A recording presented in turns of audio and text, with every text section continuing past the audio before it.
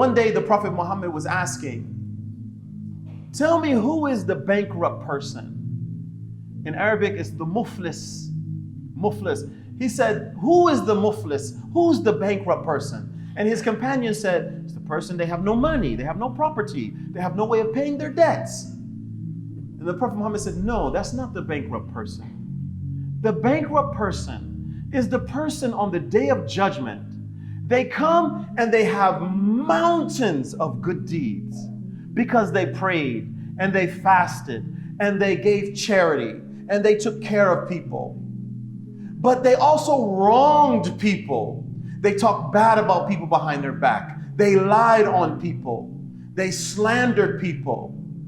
And so those people come on the day of judgment when he's sitting looking pretty with his good deeds, and they say, oh God, this person lied on me.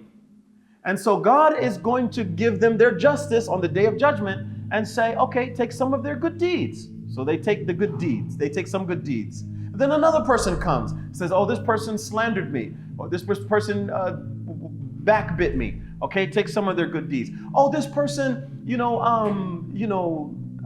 whatever, all the bad habits that sometimes happens. And eventually he loses all of his good deeds. But he's still got people over there that he wronged. And then God says, okay, you guys give him your bad deeds. So now all of his good deeds are gone. So all the bad deeds start being transferred. This person comes and says, yeah, he hit me and he never asked me for forgiveness. So he gets those bad deeds. Maybe, like a woman comes and says, yeah, his lust caused me to, feel a fear from him. In other words, he had bad character with me. Okay, transfer her bad deeds to him.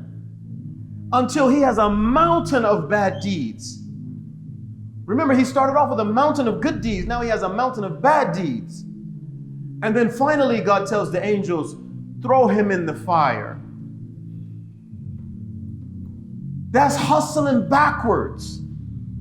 You spend all of this time to get these good deeds, but you didn't pay attention to the bad deeds and the bad habits that nullifies all of your work.